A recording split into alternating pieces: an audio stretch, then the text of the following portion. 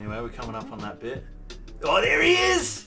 The 5-minute fan is someone who I would say has only ever seen NASCAR through NASCAR Full Speed or Formula One through Drive to Survive, so now he hates supercars, so he said supercars can get f***ed, basically.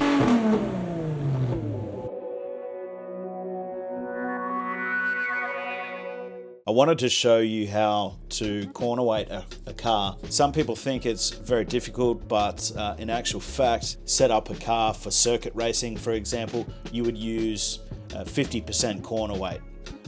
Obviously, you're wanting that with the driver weight in the driver's seat and somewhere near the fuel that you're expecting to run. Naturally, I saw this as an opportunity to buy one of the greatest cars of all time. And you know exactly what I'm going for here. It is a 1998 AU Falcon XR6. The mighty AU Falcon has these days a cult following almost, with how popular they are for turning them into drift pigs, circuit cars, all kinds of things. So if you were going to corner weight a race car, you would disconnect the sway bars and try to prevent anything from binding up in the suspension that's going to give you an odd reading. So if you come over here, you can see this is our current read on the stock standard AU Falcon Series 1. She's pretty good at corner weighting at 49.61%. From this point, if you wanted to increase the wedge, for example, which is a NASCAR term from back in the day where they literally used to stick a wedge in the left rear spring, and what that would do is make the car turn left better. So if you were going to increase this number from 49.6 to get it closer to 50%, or even if you were targeting something higher than 50, you would increase the wedge. So you could increase that left rear ride height and the front right ride height to increase the weight on those corners, and that will change your cross weight. This is my mate Richard. He is Italian, so there's some cultural differences. Howdy. Probably going to need an interpreter for that, but anyway. This segment is called Conversation Corner. It's not at all ripped off from any other very, very successful TV shows talking about cars. But on today's topic, we would like to discuss the finals, the Supercars finals. And my friend here, who's been an avid Brock Feeney supporter, has some thoughts about the final system. Richard, do you want to tell us what you think about the final system? It's crap. There you have it. So we can wrap that up now. That was Conversation Corner. So one thing I would like to point out is I think you can, if you're an avid Supercars fan, if you're a purist of sorts, as I think I am, and Richard isn't anymore because he was an outspoken Brock Feeney supporter, so now he hates Supercars. So he said Supercars can get f***ed, basically. I'm not going to put that bit in because it's swearing and you can't swear. I agree. You've got to keep it all G-rated. But I think you can blame the 5-minute fan, and that is who Supercars and NASCAR are trying to appease with all of this. The 5-minute fan is someone who I would say has only ever seen NASCAR through NASCAR Full Speed or Formula One through Drive to Survive. They are not watching the racing every weekend, and if you look, you may be a purist and you might still be a fan of the final system, but at the moment you have a scenario where the best in the series was not crowned champion. And Richard, are you happy about the finish of the finals? Or Absolutely not. The best man did not win. 100%. So I would say that Chaz Mostert is the people's champion. I mean, he was wearing socks and thongs in his post-race interview, which clearly, I mean, that's champion right there. Aussie. So, Bogan. I'll give him points for that. Definitely. But he didn't win the championship. He won the race.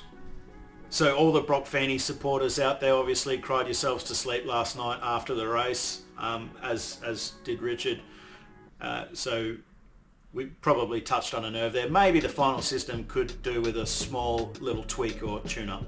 So let's just go back to race 1 on Saturday and his young counterpart, allowing him to get in front so he could get a better position for the final.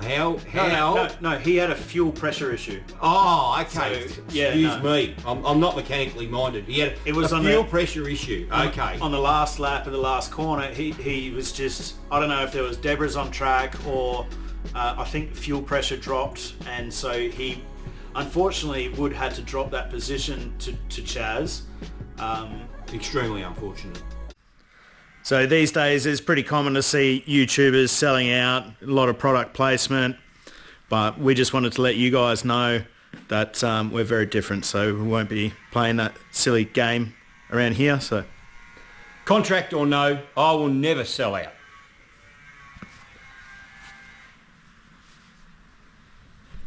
No amount of money would make me sell out. Maybe I'm wrong on this one, but YouTubers don't need to sell out.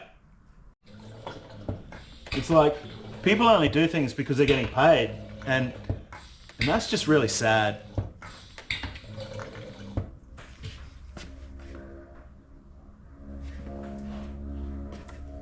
So obviously Woody intentionally took out Brock Feeney, and it was set up by the team. Walkinshaw and Andretti United had meetings prior to the race and worked out how they were going to utilise the raw pace of Woody to just annihilate your driver. And he most definitely did have a fuel pressure issue in Saturday's race. Oh, we're still using that chestnut, are we? Oh, right, yeah. Okay, yeah. Fuel pressure. Sure it wasn't the throttle body or something else? While we're on the topic of sabotage, I heard that Brock Feeney's engine miss was potentially caused by someone in the engine department who was handed a slab of, was it Better Beer?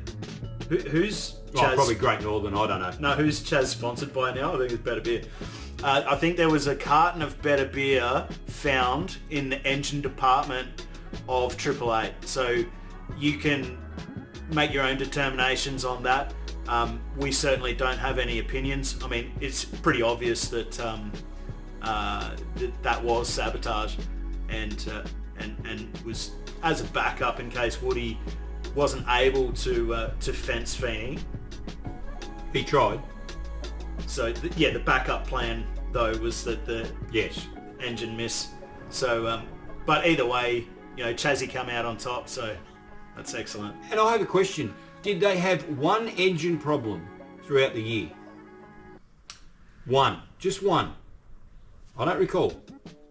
Again, I'm not an aficionado of the sport, but... Well, obviously it took a whole season for the WAU camp to get to the weak link in the engine department, and to figure out, in fact, that Better Beer was all that was required to input some sabotage there.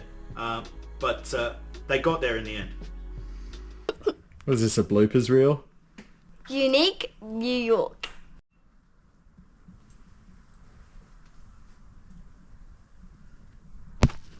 Make sure you like and subscribe.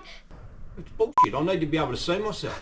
How can I give my best performance with this? I need to be able to see myself. Anyway.